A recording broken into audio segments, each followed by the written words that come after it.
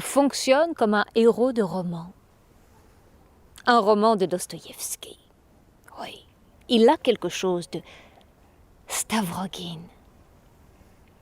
Ni possédé, ni dépossédé. Il est un possesseur né. Il se possède, c'est inné.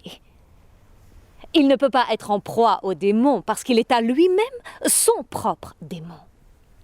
Son génie lui suffit pour imposer sa vie et son avis. Russe. Il sert les Russes. Avec lui, la Russie redevient l'héroïne qu'elle fut. À l'affût de tout ce qui veut l'empêcher d'être ce qu'elle est. La patrie de Poutine, la star et le tsar, l'homme au regard qui tue.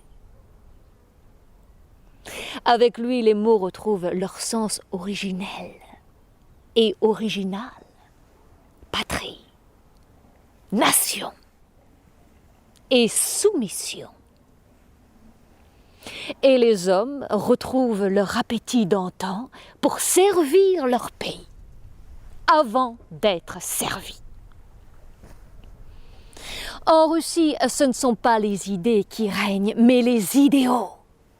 Les idéaux. Les idéaux ne sont pas inscrits dans un ciel ouvert, mais incrustés dans la chair. Ce sont des valeurs incarnées et non fantasmées. Poutine n'incite pas les Russes à devenir plus forts, toujours plus forts, non. Il leur dit tout simplement, soyez forts.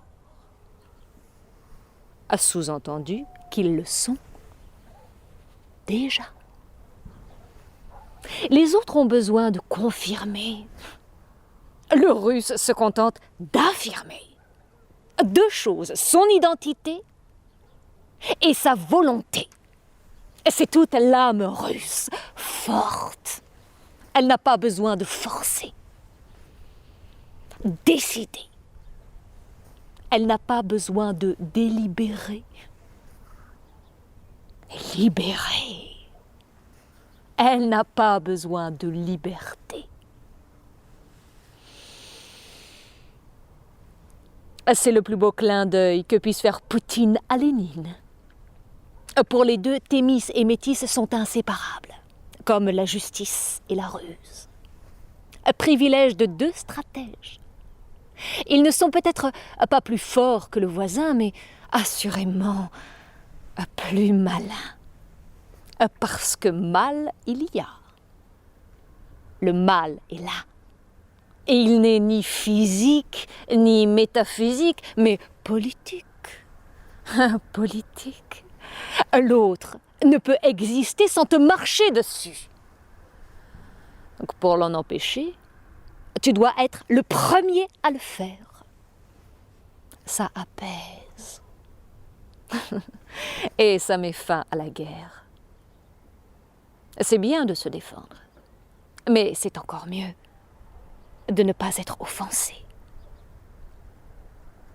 Il faut commencer par laisser la morale de côté. Ne pas se focaliser sur ce qui sépare le bien du mal, le juste de l'injuste, le vrai du faux. Non, parce que la vraie ligne de démarcation passe ailleurs, entre fort et faible, riche et pauvre, exploitant et exploité. Et le droit international n'ayant là aucune espèce d'importance. C'est Poutine qui décide de fixer les règles de ce jeu d'influence.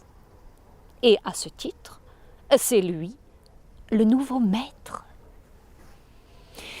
Et même ceux qui ont du mal à l'admettre finissent toujours par s'y soumettre. C'est lui qui a rendu la Syrie à ses Syriens à lui.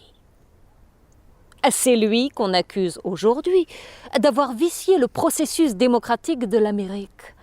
par un piratage informatique. C'est pathétique. Il a, paraît-il, favorisé son Américain à lui et faussé l'élection du président de la première puissance du monde. C'est une cyberattaque qui est à l'origine de la crise cardiaque de tous les démocrates. Ce ne sera pas Clinton, mais Trump. Échec et mat. Si c'est le cas, je vous laisse savourer l'immense pouvoir de Poutine, sa victoire. Si ce n'est pas le cas, je vous laisse savourer l'immense aveu d'impuissance des États-Unis d'Amérique, leur défaite. Обой тот будет страшен!